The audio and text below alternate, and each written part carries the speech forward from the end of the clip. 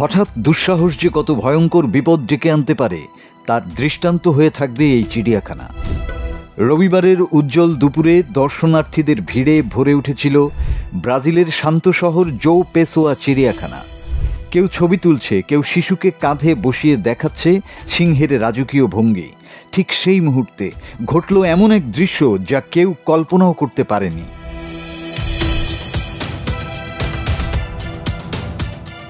এক তরুণ মাত্র ১৯ বছর বয়সী গেটসন দে মেলো মাচাডো অদ্ভুত দৃঢ়তা নিয়ে এগিয়ে গেল সিংহের দিকে।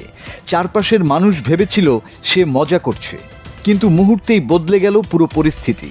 হঠাৎই সে দেয়ালের উপর উঠতে শুরু করলো। তরতর করে উঠে গেল প্রায় ৬ মিটার উঁচু দেয়াল। এক নিঃশ্বাসে সুরক্ষা বেড়া টপকিয়ে গাছের ডাল ধরে সরাসরি লাফিয়ে পড়ল সিংহের ঘেরে। চারপাশে তখন চিৎকার, দর্শনার্থীরা স্তব্ধ, চিড়িয়াখানার কর্মীরা ছুটছে। কিন্তু এর মধ্যেই সামনে এগিয়ে এলো এক সিংহী, নাম তার লিওনা। প্রথমে সিংহীটিও যেন বিভ্রান্ত হয়েছিল তার রাজ্যে হঠাৎ একজন অচেনা মানুষের আগমন দেখে। কিন্তু কয়েক সেকেন্ডের নীরবতা হঠাৎ ভেঙে গেল এক ভয়ঙ্কর গর্জনে।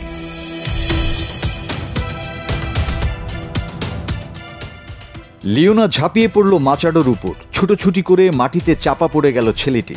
চারিদিকে ভয়ের চিৎকার, কেউ ভিডিও করছে, কেউ চোখ হাত দিয়ে ঢেকে ফেলছে। নিরাপত্তা কর্মীরা ছুটে গিয়ে সিংহটিকে সরালেও ততক্ষণে অনেক দেরি হয়ে গেছে। গুরুতর আহত অবস্থায় হাসপাতালে নেওয়া হলে চিকিৎসকরা জানান মাচাডোর গলার প্রধান রক্তনালীটি ছিঁড়ে গেছে, তাকে আর বাঁচানো সম্ভব হয়নি। মাচাডোর পরিবার জানায় সে ছোটবেলা থেকেই মানসিক সমস্যায় ভুগছিল। তার স্বপ্ন ছিল একদিন সিংহের প্রশিক্ষক হবে, কিন্তু সেই স্বপ্ন পূরণের পথে তিনি হারিয়ে ফেলেছিলেন বাস্তবতার মাটি।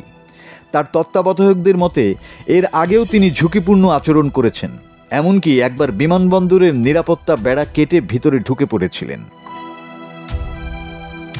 জো পেসো চিড়িয়াখানা এখন বন্ধ, চলছে তদন্ত। আর যারা সেদিন সবকিছু সচক্ষে দেখেছেন তারা সেই রক্ত হিম করা কয়েক সেকেন্ডের স্মৃতি কোনোদিন ভুলতে পারবেন কিনা কে জানে। মাসুদ হাসান, বাংলা টিভি।